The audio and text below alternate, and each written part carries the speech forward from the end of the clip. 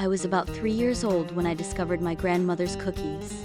She always made them during the holidays and for almost everyone in town. It was a small town, so everyone knew everyone.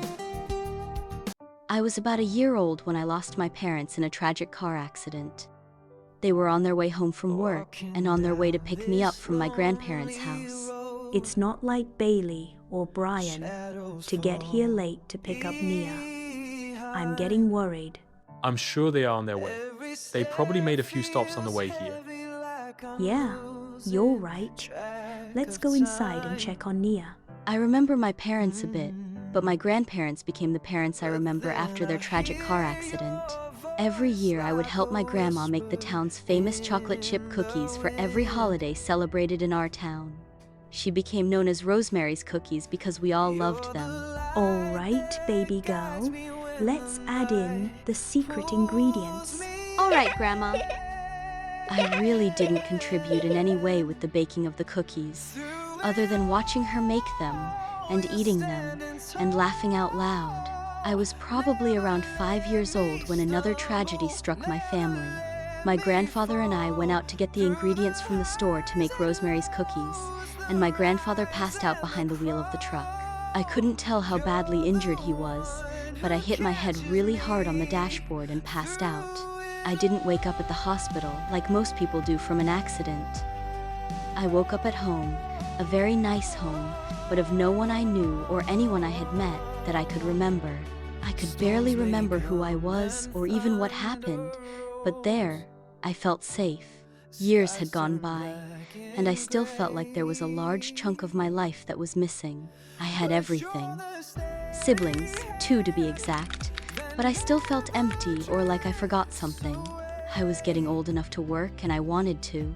I was about to be a senior in high school, and I wanted to participate in everything the school had for seniors. My parents insisted on paying for everything, but I wanted to earn my own money and develop a structure for myself. Mom, I really want to get a summer job. I want to know that I could go off to college and not have to come back home sooner because I was sheltered. If you feel you should come back home even after obtaining a summer job, just know you can always return. Let your dad and I think about it, honey. Dad, please let me do this. Talk to Mom and convince her that this would be good for me. It may even help build structure. You're right. You're absolutely right. It will help you, and I will talk with your mother. Thank you, Daddy. You are the best. I wanted to go off to college, and I saw this as the perfect opportunity to see what that would be like. By taking a summer job in town, my parents decided to allow me to work for the summer, so they began to look for my birth certificate, but they acted very strangely about it. My parents hesitated to give me my birth certificate, but they finally gave it to me. I didn't tell them that I wanted to take a job in town because they never really allowed us to go into town by ourselves, and after today, I understood why. It was the summer right before my senior year in high school, and my life changed forever. I went in to apply for a job in the largest grocery store in town. We never shopped there, only at the small markets, so that experience was new to me, yet very familiar. It was really hot this summer, so I decided to get something to drink out of the market, and I came across a child on the milk carton that went missing, and that child was me. I dropped my drink and ran out of the store with my heart racing. I had all kinds of thoughts in my head about why I would be missing when I was with my family. Was I kidnapped? Who are my real parents? Where are they? And how did I end up where I was? I didn't know if my parents would be truthful or if they would try to harm me after I found out who they really were. It would explain why they didn't want me to work. Now, I need to investigate, and I will need to start in the next town over. We always avoided going into town, so there must be something more about my life. My name wasn't even the same. The name on my birth certificate says Nia Massey that my parents gave me, but the child on the milk carton, which is me, last name is Newcomb, so I'll start by researching all the Newcombs in town. In the meantime, I won't share my discovery with my parents until I have more information.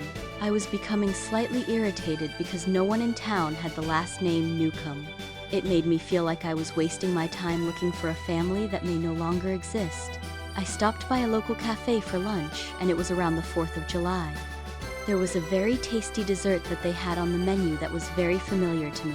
It was a basic cookie chocolate chip, but it was like nothing I had before but was so familiar to me at the same time. I had to know who made them. I asked the waitress in the cafe, "Who made these chocolate chip cookies?" Her reply was, Rosemary, who else? She makes cookies every year for almost every holiday. Everyone in town knows that. "Where can I find her?" The waitress responded, "I don't know where she lives, but she may come in with more cookies soon." I asked, "Do you know her last name?" Rosemary Buckley. It was Macklin years ago, but she went back to using her maiden name after her husband passed away. It was Macklin years ago, and I was looking for Newcombs. Nia thought to herself, "No wonder I couldn't find any Newcombs. Newcomb must be my father's name, and Rosemary changed hers from Macklin to Buckley. She was the last one left with that last name, and she changed it," Nia said. "Thank you for all your help," the waitress said. No problem, kiddo. Nia found Rosemary's address but was so nervous heading up to the door. She wasn't sure what to say or how she would respond to her. She rang the doorbell anyway, nervously, and Rosemary answered the door and said, Hello, how may I help you? Nia responded, "I think we may be related." Rosemary took a closer look at Nia and began to cry. Rosemary knew exactly who her granddaughter was after looking closer at her. She assumed that she was dead because she was in a car accident, but her body was never discovered, and why Rosemary always thought in the back of her head that she could still be alive. And she may have wandered off and be missing, and it's one of the reasons her face was on that milk carton. Nia came in and shared her life with her grandmother, and Rosemary shared her life with Nia. They talked for hours, and then Rosemary said to Nia, I know that you were brought up with a family that loved you like I would, but they kidnapped you instead of taking you to authorities. They even changed your birth certificate, which is against the law. I should press charges because you are still a minor. Nia never thought that far into it, but she didn't want her grandmother to press charges, Rosemary said. You will not be going back to that house without me, because they may try to take off with you again or do something to you, and I'm not losing you again. We won't press charges if we go in with the authorities and get your things and let them know that you will not be returning to their home. That's doable, Grandma.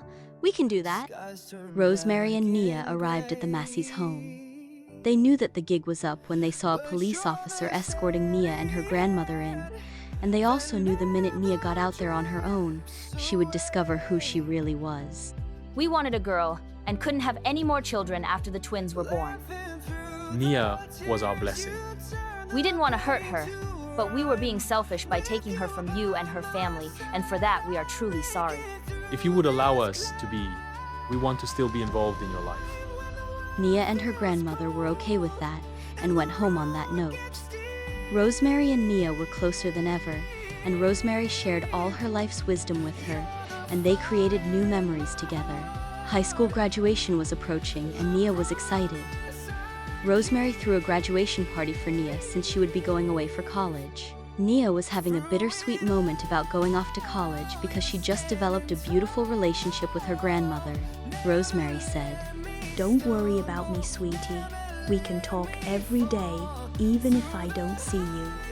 Nia returned home for winter break, excited to work with her grandmother for the holidays with her chocolate chip cookies, and she found her passed out on the floor. No, Grandma, no! She called the paramedics, and Rosemary was rushed to the hospital. Rosemary's soul rose from her body, and she could see Nia crying next to her laying in a hospital bed. Nia was with a partner that Rosemary hadn't met, but she knew he would take care of her. Nia and Rosemary's guardian angel showed up to prepare Rosemary to go home, but Rosemary asked her angel, Can you make sure my granddaughter is well taken care of, and that you give her the recipe for my holiday cookies? She's the only one left to pass down the family tradition to. The angel replied, It's my job to guard and protect you both, and I will make sure she finds your recipe. I also want to tell you that you will have an opportunity to do this all again as Rosemary. What do you mean?